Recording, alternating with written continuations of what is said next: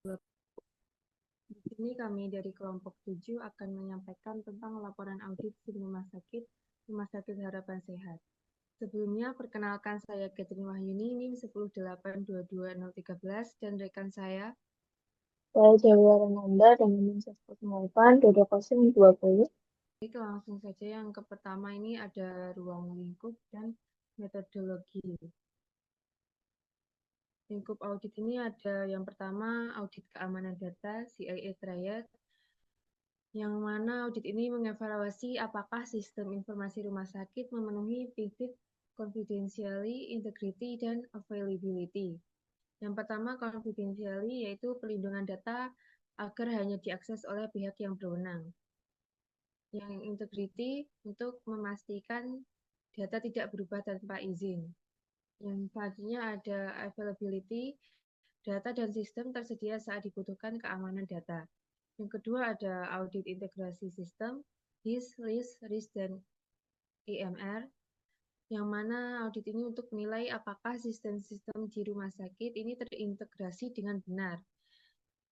Integrasi yang baik ini memastikan aliran data klinis real-time untuk mengurangi input manual dan meningkatkan keselamatan pasien. Yang ketiga ada audit RME, kelengkapan dan akurasi. Audit ini untuk menilai apakah catatan klinis dalam IMR lengkap, akurat, konsisten, dan sesuai standar praktik dokumentasi. Yang diperiksa meliputi kelengkapan data asesmen awal, format diagnosa ISD-10, tanda tangan digital, konsistensi data entry, dan audit trails. Yang keempat ada kepatuhan terhadap standar dan regulasi, untuk mengevaluasi apakah SIM-RS telah mematuhi standar nasional, terutama standar akreditasi serta regulasi. Penilaiannya mencakup kebijakan manajemen data, keamanan dan kerahasiaan, fitur wajib RME, alur dokumentasi pasien, kesiapan sistem menghadapi penilaian akreditasi. Selanjutnya di metodologi, kita menggunakan pendekatan berbasis risiko, risk-based approach, untuk menilai tingkat keamanan data, integrasi sistem, kualitas rekam medis elektronik, serta kepatuhan terhadap standar akreditasi dan regulasi nasional. Yang pertama, ada observasi ROS, dilakukan dengan mengamati langsung bagaimana rumah sakit ini mengintegrasikan HIS, RIS, dan MR digunakan di lapangan. Observasinya meliputi alur input data, integrasi antar modul, dan cara petugas menangani dan memanfaatkan sistem untuk pelayanan sehari-hari. Yang kedua, wawancara terstruktur.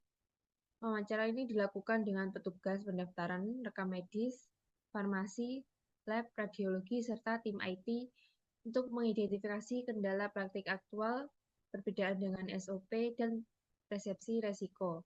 Yang ketiga ada uji teknis sistem dengan menggunakan beberapa tools untuk menguji keamanan data, integrasi, dan kualitas data seperti menggunakan Wireshark, Nmap, Postman, dan OpenEMR.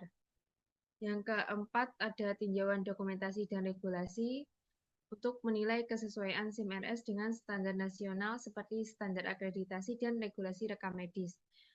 Untuk dokumen yang diperiksa itu meliputi SOP, kebijakan manajemen data, standar input RME, kebijakan akses user, serta dokumentasi integrasi sistem. Yang selanjutnya ada 3 temuan utama. Untuk temuan pertama yaitu kami menemukan keamanan data ini masih belum memenuhi standar CIA.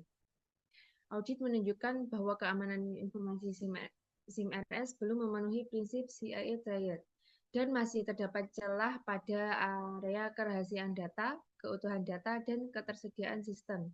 Bukti utamanya di bagian confidentiality, yaitu observasi dan uji Wireshark menunjukkan sebagian trafik SIM-RS masih menggunakan HTTP, bukan HTTPS, dan pengaturan hak akses belum sesuai last privilege, dan beberapa user non-klinis dapat membuka RME.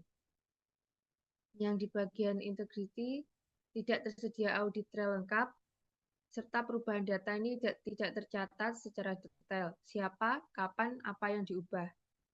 Dan validasi input data klinis tidak berjalan otomatis. Di bagian availability tidak ditemukan kebijakan backup terjadwal, dan dokumentasi prosedur pemulihan sistem. Server HIS tidak memiliki redundancy atau failover mechanism. Dampaknya yaitu resiko kebocoran data pasien, potensi manipulasi data tanpa jejak, dan sistem beresiko tidak tersedia saat layanan berlangsung. Temuan yang kedua yaitu integrasi HIS, LIS, dan EMR tidak optimal dan tidak konsisten memenuhi standar IS-7 FHIF. Integrasi antar sistem belum berjalan otomatis dan stabil. Banyak proses yang masih semi manual sehingga alur data klinis tidak real time dan rentan kesalahan input. Titik utamanya yaitu yang pertama pengujian Postman terhadap API menunjukkan respon error dan sejumlah request HL7 tidak sesuai format standar. Hasil lab dari LIS atau Laboratorium Information System tidak langsung masuk ke MR. Petugas masih melakukan copy-paste. Integrasi RIS menggunakan file sharing, bukan API interoperabilitas. Data klinis sering mengalami delay 10-20 menit sebelum muncul di EMR. Dampaknya yaitu keterlambatan informasi klinis dapat menghambat pengambilan keputusan medis, lalu risiko mismatch data tinggi, tidak memenuhi prinsip interoperabilitas sistem kesehatan modern. Dan yang ketiga yaitu rekam medis elektronik tidak lengkap, tidak akurat, dan belum memenuhi standar akreditasi. RME tidak dikelola sesuai standar dokumentasi klinis. Banyak data penting yang tidak terisi dan fitur utama untuk menjamin akurasi belum diterapkan. Hal ini menyebabkan ketidakpatuhan terhadap standar akreditasi pada kelompok manajemen rekam medis. Buktinya yaitu kelengkapan asesmen awal rendah kurang dari 70% dari sampel diperiksa, diagnosa tidak selalu menggunakan ICD-10, dan beberapa masih berupa teks bebas. Penerangan digital tidak tersedia, masih menggunakan file scan manual, audit trail EMR tidak dapat menunjukkan detail perubahan, dan simulasi melalui OpenEMR menunjukkan beberapa fitur wajib seperti validasi input, structure template tidak tersedia dalam CMS. Dampaknya tinggi risiko kesalahan medis akibat data tidak akurat, lalu ketidakpatuhan terhadap standar akreditasi dan regulasi rekam medik nasional, dan mutu dokumentasi klinis rendah. Untuk rekomendasi perbaikannya yaitu untuk rekomendasi perbaikan temuan yang pertama, yaitu menerapkan HTTPS atau TLS untuk seluruh komunikasi SIM-FS, menerapkan role-based access control sesuai kewenangan PPA dan staf non-klinis. Aktifkan audit trail lengkap seperti siapa, kapan, dan apa yang diubah. Membuat jadwal backup rutin menyimpan di 3 lokasi, yaitu server internal, backup rutin, dan cloud atau di offsite. Sesuai standar akreditasi MRMIK di nomor 5 tentang keamanan penyimpanan elektronik.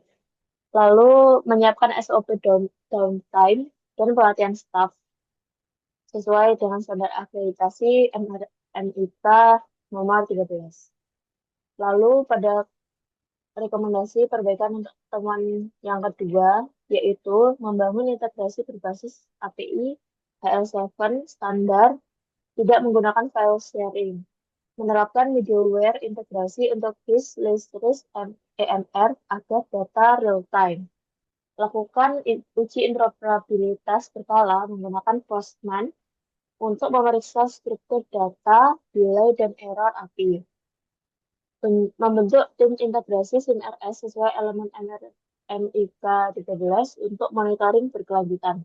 Lalu rekomendasi perbaikan untuk temuan yang ketiga, yang terakhir yaitu yang pertama, standarkan dan wajibkan penggunaan ICD-10 untuk diagnosis dan ICD-9-CM untuk tindakan.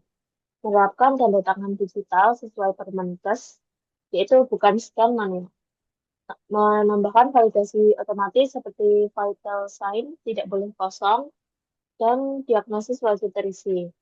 Membentuk komite evaluasi RME yang mengaudit kelengkapan mingguan atau bulanan sesuai MRMIK 12. memperbarui formulir RME secara periodik dan sesuaikan dengan kebutuhan PPA sesuai dengan MRMIK nomor 6. Sekian dari kelompok kami. Terima kasih. Mohon maaf apabila terdapat kesalahan kata. Wassalamualaikum warahmatullahi wabarakatuh.